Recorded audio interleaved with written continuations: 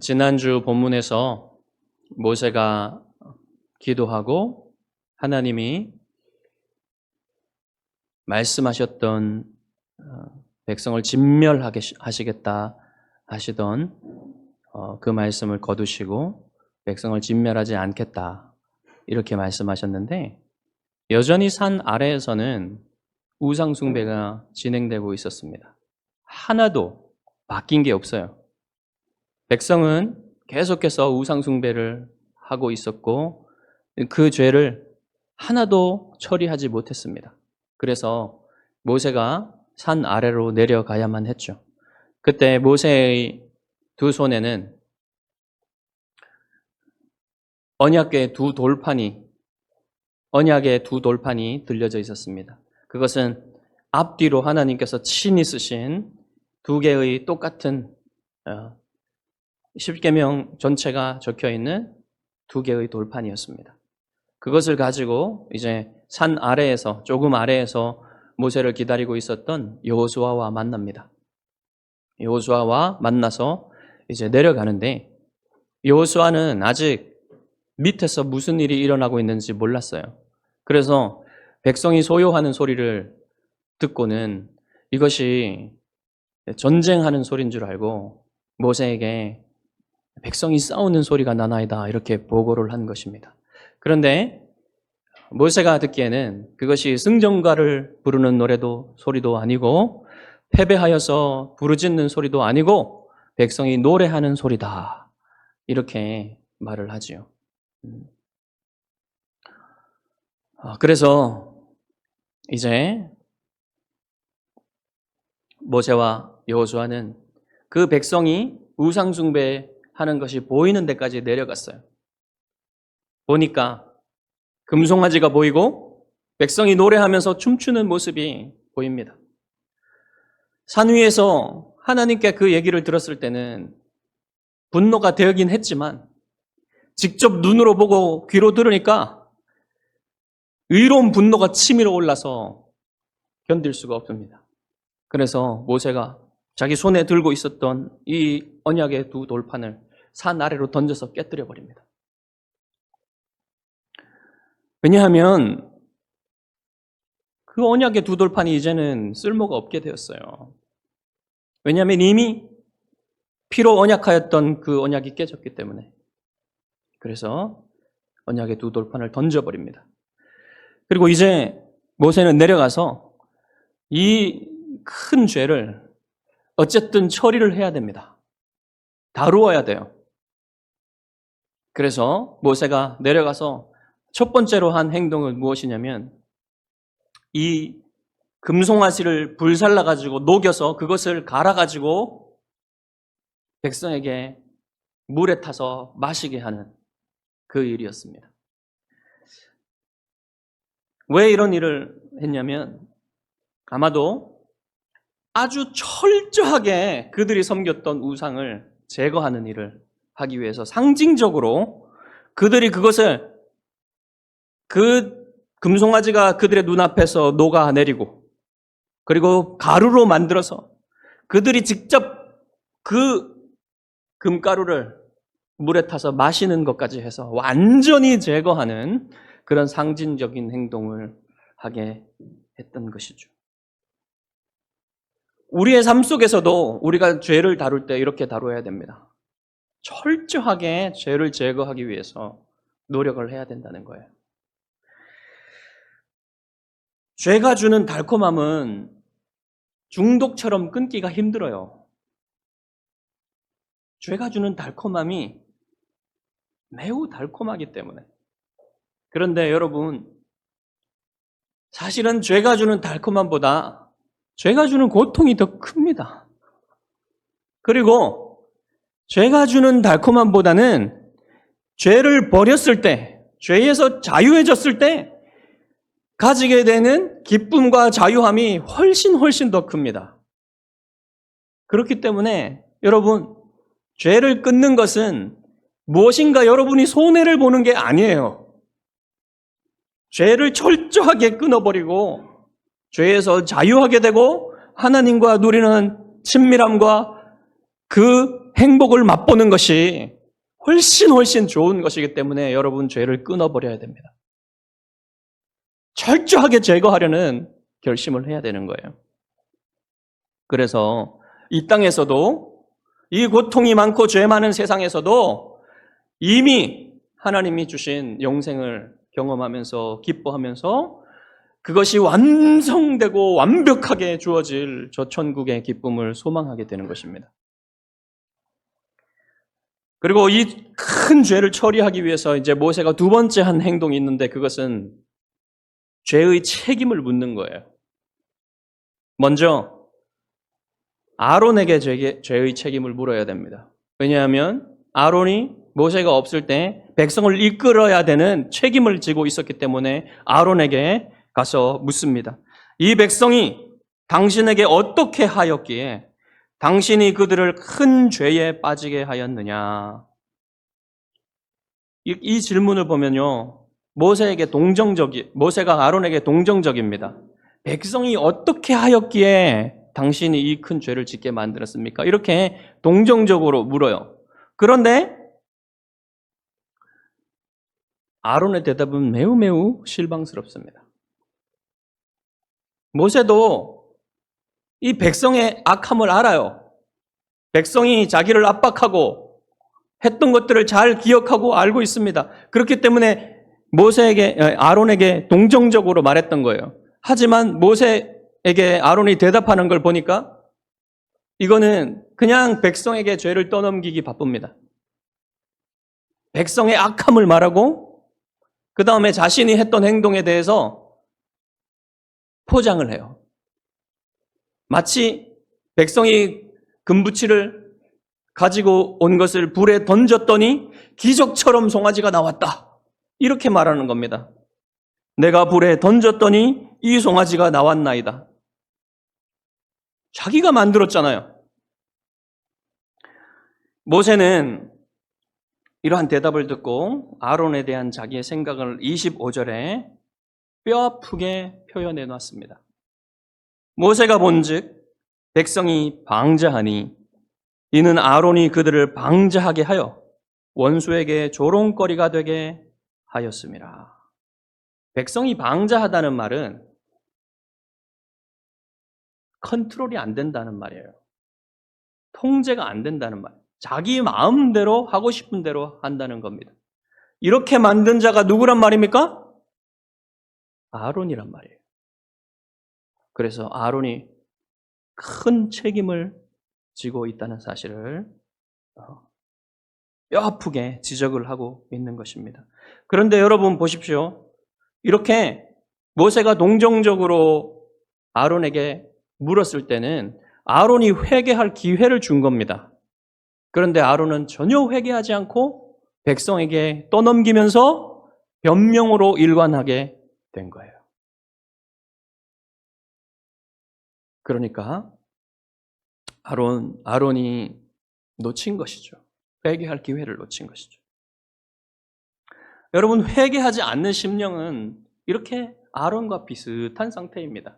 성령님께서 죄를 지적하시고 깨닫게 하시는데도 계속해서 자기 죄에 직면하지 않고 이것을 다른 데로 떠넘기면서 환경 탓하면서 다른 사람 탓하면서 변명으로 일관하는 그 태도, 그것이 지금 여러분이 아론에게서 보는 그 태도예요. 그렇게 하면 하나님이 기회를 주시는데도 회개하지 못합니다. 자기 죄에 직면하고 하나님께서 기회를 주실 때 하나님 앞에 엎드려서 자기 죄를 슬퍼하고 하나님 앞에 고백할 때 자기 죄를 처리할 수 있는 거예요. 받아들이지 않으면 하나님이 어떻게 하십니까? 징계의 회초리를 대시는 것이죠. 여러분, 한 사람이 회심할 때에도 반드시 자기 죄가 얼마나 더럽고 악한지를 분명히 깨닫고 인정하고 슬퍼하며 하나님 앞에 고백해야 되는 그런 일이 있는 겁니다. 그렇게 하나님 앞에서 자기 죄를 고백하고 십자가 앞에 서야만 주님의 공로로, 예수님의 의의 공로로 하나님 앞에 용서받을 수가 있어요.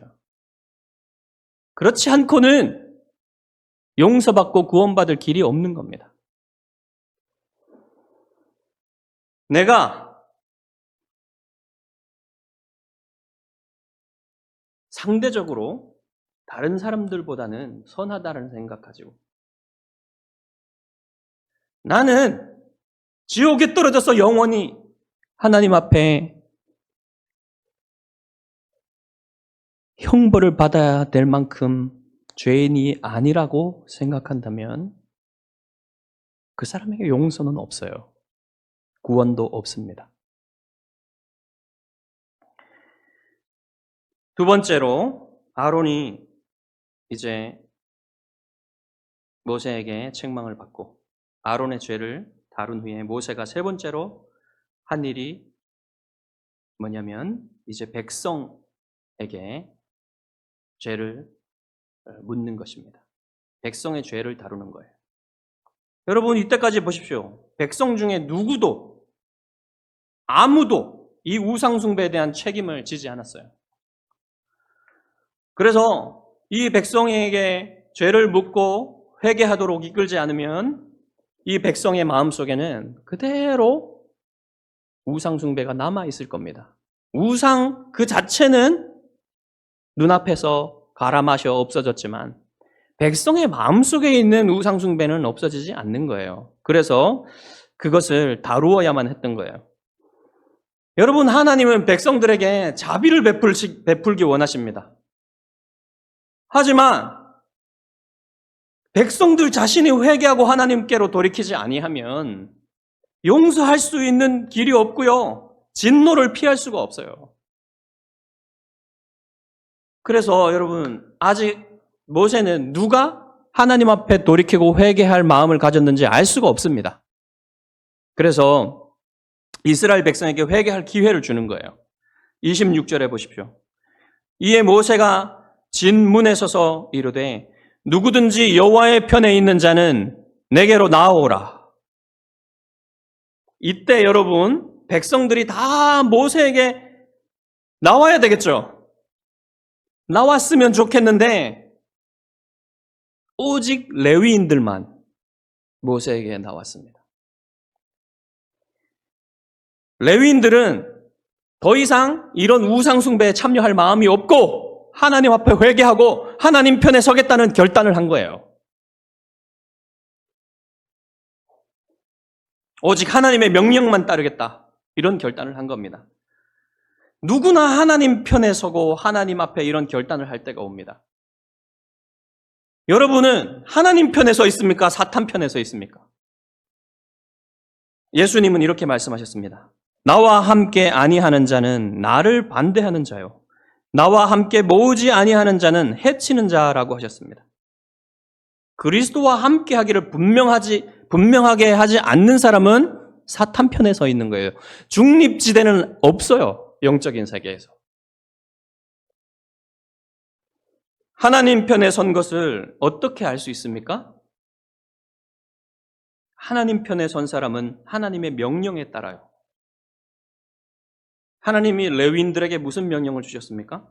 충격적인 명령을 내리십니다.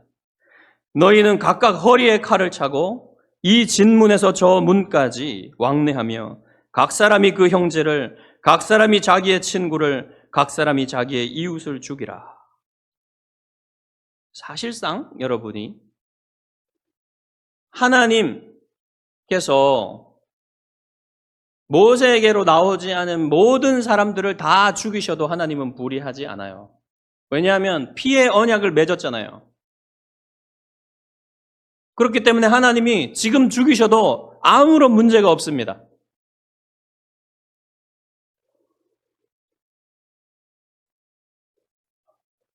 그리고 지금 무슨 상황입니까? 하나님이 하나님 편에 설 수 있는 기회를 주시고 자비를 베푸시는 거잖아요.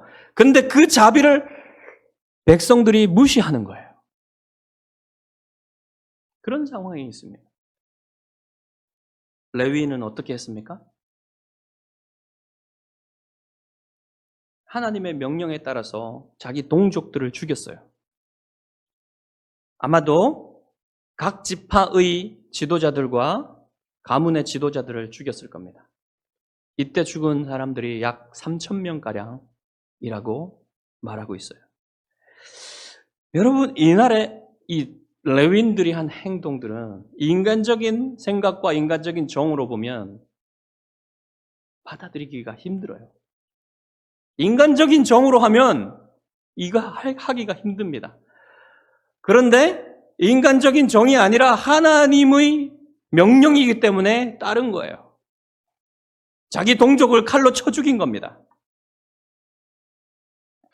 모세는 이 레위인들의 행동에 대해서 뭐라고 얘기했습니까? 하나님께 헌신했다고 하죠. 그리고 그들을 축복했어요. 여러분, 이것은 개인의 삶뿐만 아니라 공동체의 삶에서 죄를 어떻게 다루어야 하는지를 말씀해 주는 거예요. 죄와의 타협이 이루어져서는 안 된다는 말입니다. 만약에 레위인들과 모세가 죄와의 타협을 하려고 했다면 어떻게 해야 되겠습니까? 적당히 죽이는 척 하다가 말았어야 되겠죠. 그런데 모세와 레위인들은 타협하지 않았습니다. 죽였어요. 진짜 죽였습니다. 그 귀한 사람들을, 그 사랑하는 친구들을 죽였습니다. 여러분, 만약에 타협했다면 어떻게 되겠습니까?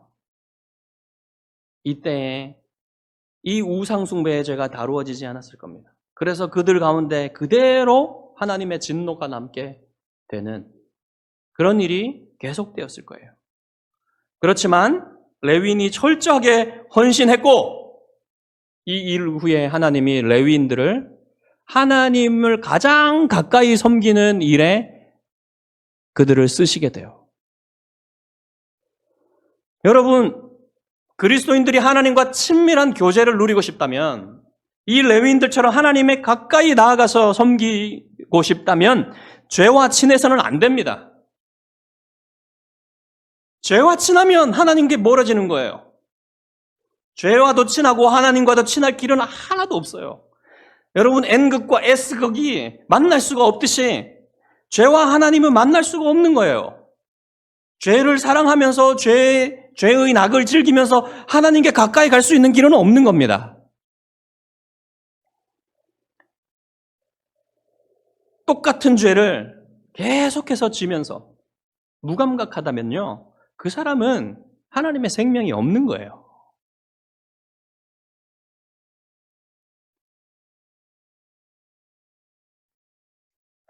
거듭난 사람의 영혼은 죄를 미워하면서 죄를 범했을 때 아픔을 느낍니다.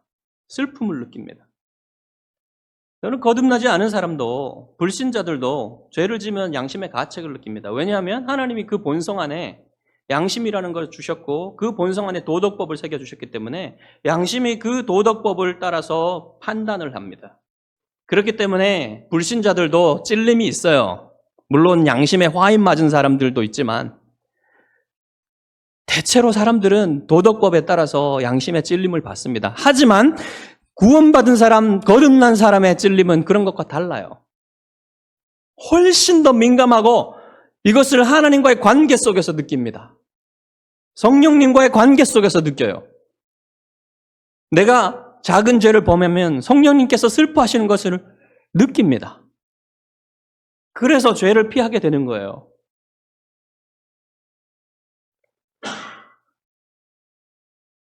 여러분, 하나님의 편에 서는 것은 뭐냐면 자기 안에 있는 죄와 싸우는 거예요. 이 죄와 친하게 지내는 게 아닙니다. 대적하는 거예요. 그래서 맞붙어 싸우는 거예요. 그게 하나님 편에 서는 겁니다. 자기 자신의 죄와만 싸우는 것이 아니라 공동체 안에 있는 죄하고도 싸우는 거예요. 그렇게 할 때 여러분, 하나님과의 친밀함을 누릴 수가 있는 거죠. 자, 이 정도면 이제 모세가 이 백성 안에 있는 죄를 어느 정도 잘 처리한 것 같습니다. 그렇지만 아직 끝나지 않았어요. 이 죄에 대한 처리가 아직 끝나지 않았어요. 왜냐하면 이렇게 했는데도 하나님의 말씀이 없어요. 모세에게 하나님의 말씀이 없습니다. 산 위에서 하나님이 백성들을 모두 쓸어버리시겠다는 그것을 거두시긴 했지만 단지 모두 쓸어버리지 않겠다고 말씀하신 것이지 지금 이 상황에서 하나님이 백성을 얼마나 어떻게 더 죽이실지 어떻게 처단하실지 처리하실지는 몰라요. 그렇기 때문에 모세는 다시 하나님 앞에 기도하러 산으로 올라갑니다. 30절에 보십시오. 이튿날 모세가 백성에게 이르되 너희가 큰 죄를 범하였도다. 내가 이제 여호와께로 올라가노니 혹 너희를 위하여 속죄가 될까 하노라. 모세가 생각하는 게 지금 뭡니까? 속죄예요, 속죄. 이 큰 죄를 용서받기 위해서는 속죄가 이루어져야 된다. 이런 생각을 하고 있는 겁니다. 그런데 여러분 보십시오. 모세가 산으로 올라갈 때 제물을 취하지 않았어요. 속죄를 하려면, 속죄제를 드리려면 희생 제물을 가지고 올라가야 되는데 희생 제물이 없습니다. 산에 올라가서 잡으려고 하는 걸까요? 그건 아닌 것 같습니다. 모세가 지금 어떤 특별한 생각을 하고 있는 것처럼 보여요. 미국의 유명한 강해 설교자 제임스 보이스 목사님은 이것을 이렇게 상상해 보라고 말하고 있습니다. 모세가 이제 이튿날 산에 오르기 전에 밤새 고민을 했다는 겁니다. 하나님 앞에 도대체 무슨 기도를 드려야 되지? 이제 드릴 말씀이 없다. 도대체 어떻게 말씀드려야 되지? 이것을 고민하면서 이런 생각에 이르렀습니다. 6월절 때에 어린 양이 피 흘려서 이스라엘 장자들을 대신해서 죽었던 것처럼 그러한 속죄가 이루어져야 되는 것이 아닌가. 그래서 결국은 어떤 대속 제물이, 그러니까 무죄한 대속 제물이 드려지면 그 하나님의 진노가 이스라엘 백성에게 임하지 않고 그 대속 제물에 임하게 될 것이다 라는 생각에 이르렀다는 거예요. 그래서 모세가 어떤 큰 결단을 했다는 겁니다. 그럴듯하죠? 30절에서 모세 자신이 뭐라고 했냐면 혹 너희를 위하여 속죄가 될까 하노라 라고 했던 말이 바로 이런 생각이었단 말입니다. 여러분 그 결단이 무엇일까요? 31절과 32절을 보십시오. 모세가 여호와께로 다시 나아가 여짜오되 기도했단 말입니다. 슬프도소이다. 이 백성이 자기들을 위하여 금신을 만들어 싸우니 큰 죄를 범하였나이다. 그러나 이제 그들의 죄를 사하시옵소서. 그렇지 아니하시오면 원하건대 주께서 기록하신 책에서 내 이름을 지워버려 주옵소서. 무슨 말입니까? 모세 자신이 대속 제물이 되겠다는 거예요. 자신의 이름이 주께서 기록하신 책에서 지워지게 해달라는 겁니다. 백성을 용서해 주시는 대신에. 주께서 기록하신 책에서 자신의 이름을 지워달라는 이 말이 무슨 의미인지는 대체로 두 가지 정도의 해석이 가능합니다. 하나는 이 땅에 살아있는 자들의 이름의 명단에서 자기를 제거해달라. 즉, 지금 당장 죽겠습니다. 저를 죽여주십시오. 두 번째는 저 영원한 천국의 시민의 명단에서 제거해달라는 겁니다. 두 가지 뜻으로 다 해석이 될 수가 있는데 여기서 모세가 어떤 것을 의도했는지는 우리는 알 수가 없어요. 천국에 가면 알 수가 있을 겁니다. 그렇지만 어떤 의미로 모세가 했든지 모세 자신이 희생하여서 어떤 대속의 의미를 가지고 하나님 앞에 나아가겠다는 것은 맞는 거예요. 하여튼 자신이 대속 제물이 되겠다는 겁니다. 희생하겠다는 겁니다. 이스라엘을 위해서. 자, 이번에 하나님께서 모세의 기도를 들어주셨을까요? 하나님이 이렇게 대답하십니다. 누구든지 내게 범죄하면 내가 내 책에서 그를 지워버리리라. 이제 가서 내게 말한 것으로 백성을 인도하라. 내 사자가 내 앞서 가리라. 그러나 내가 보응할 날에는 그들의 죄를 보응하리라. 여호와께서 백성을 치시니 이는 그들이 아론이 만든 바 그 송아지를 만들었음이더라. 거절하셨어요. 왜 거절하셨을까요? 백성의 죄를 모세가 대속할 수 없기 때문에 그래요. 왜 대속할 수 없습니까? 모세 자신도 죄인이기 때문에 그렇습니다. 이 죄 자체에는 모세가 빠져 있지만 모세 자신도 죄인이기 때문에 백성의 죄를 대속할 수가 없는 겁니다. 그래서 하나님이 여전히 진노를 거두시지 않고 계시는데 하나님이 뭐라고 얘기하시는지 보십시오. 범죄한 자는 자신의 범죄에 따라서 처벌을 받을 것이고 나는 이스라엘 너희와 함께 가지 않겠다. 내가 내 천사를 앞서 보내서 너희를 저 약속한 가나안 땅에 보내줄 것이지만 나는 같이 가지 않겠다. 그리고 언젠가는 이 죄에 대해서 내가 보응할 것이다. 갚을 것이다. 그리고 하나님이 거기에서 백성을 치셨어요. 치셨다고 그랬는데 뭘로 치셨는지는 나오지 않습니다. 아마도 전염병으로 많은 백성을 죽이신 것 같습니다. 이렇게 여러분 모세의 기도가 거절당했습니다. 약속의 땅으로 가시긴 가셔도 보내주시긴 해도 같이 가시지는 않겠다 하시고 그 다음에 언젠가는 백성의 죄를 갚을 것이라 하시고 그리고 당장 많은 사람을 죽이신 거예요. 자, 여러분 오늘 본문을 보면요. 출애굽기 전체를 통해서 아주 가장 분명히 죄 용서와 구원이 얼마나 어려운 문제인지를 볼 수가 있는 겁니다. 이것이 정말로 간단한 문제가 아님을 볼 수가 있어요. 여러분, 이스라엘 백성을 보십시오. 정말 가망성이 없는 존재같이 보여요. 이스라엘 백성을 보면. 이 민족이 가망이 있을까? 하나님의 용서받고 하나님의 구원받고 하나님의 백성이 될 그런 가망성이 있는 백성일까? 이런 생각이 들게 됩니다. 이들은 얼마 전에 아주 큰 구원을 받았어요. 하나님이 놀라운 능력으로 애굽에서 빼내셨습니다. 바다를 마른 땅처럼 건넜습니다. 하늘에서 매일매일 만나가 내려서 그것을 먹고 삽니다.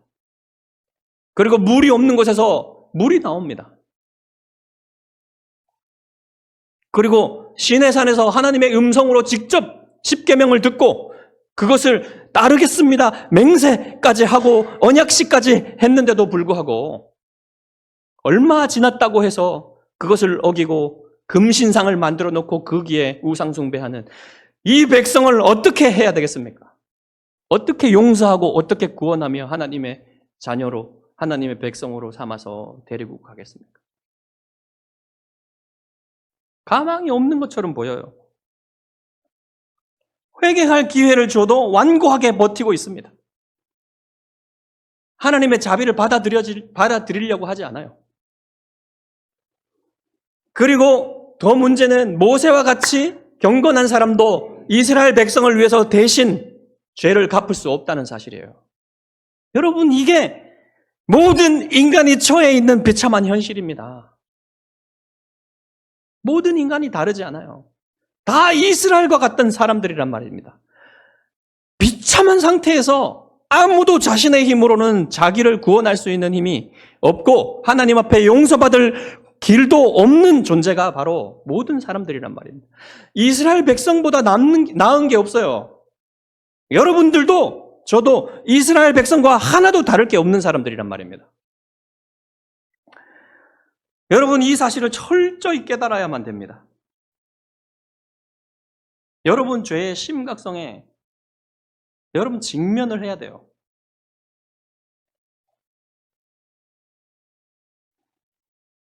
여러분, 그 무엇도, 누구도, 여러분 자신도 어떤 노력으로, 어떤 방법으로 여러분이 하나님의 진노와 하나님의 심판에서 벗어날 길이 없어요. 여러분이 아무리 좋은 성품을 가지고 태어났다고 해도, 여러분이 그리스도인의 집안에서 태어나서 자랐다고 해도, 여러분이 비교적 도덕적인 삶을 살았다고 해도, 여러분이 사회에서 큰 죄를 짓지 않았다고 해도, 여러분, 다르지 않습니다. 여러분도 우상숭배한 이스라엘과 전혀 다르지 않습니다. 여러분은 여러분의 죄를 하나님 앞에 진실로 고백한 적이 있습니까?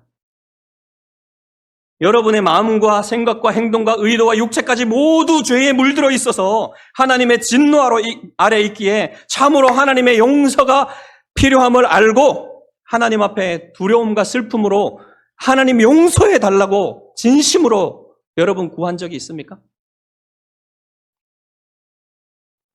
여러분은 진실로 하나님 앞에서 교만이 깨뜨려진 적이 있습니까? 이유를 막론하고 하나님의 말씀이면 지키겠다, 하나님의 말씀 앞에 순종하겠습니다라는 마음을 가진 적이 있습니까?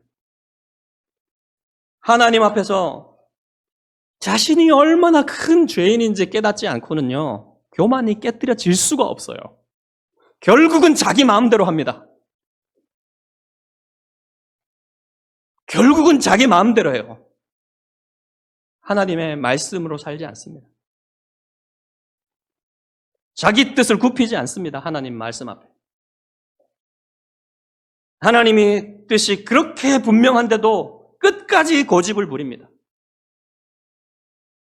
여러분, 교만이 꺾이지 않으면요, 기도할 필요성을 알지 못해요. 하나님의 뜻대로 살기 위해서는 하나님의 은혜가 필요하기 때문에 언제나 하나님 앞에 나아가서 하나님의 은혜를 구하고 하나님의 뜻대로 살 수 있도록 힘 주시옵소서라고 하나님의 은혜를 구하는데, 교만이 꺾이지 않은 사람들은 그럴 필요가 없습니다. 왜냐하면 자기 뜻대로 살기 때문에. 그래서 자기의 삶에 어떤 특별한 문제가 생기지 않는 한 하나님 앞에 기도하지 않습니다. 기도할 이유가 없기 때문에 그래요. 반면 하나님 앞에서 교만이 꺾인 사람은 자기 마음대로 살지 않습니다. 자기 마음대로 살다가도 하나님이 말씀하시면 결국 자기 뜻을 내려놓습니다. 하나님 앞에 굴복하는 거예요. 그래서 하나님 앞에 하나님 뜻대로 살게 해달라고 기도해요. 무릎을 꿇습니다.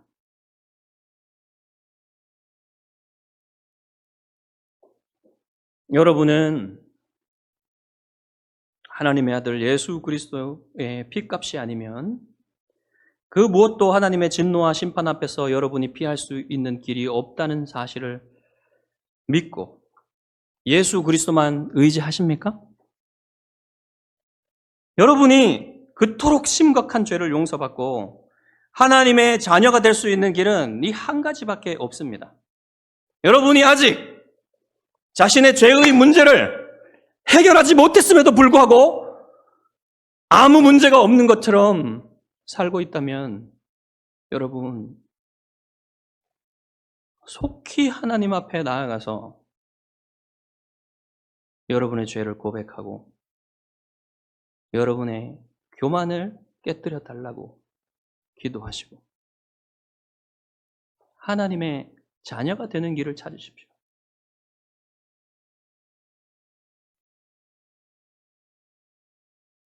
여러분이 하나님 안에서 용서를 경험하고 하나님의 자녀가 된 기쁨을 경험하며 여러분이 하나님 앞에 순종하는 백성이 되시기를 주님의 이름으로 축복합니다.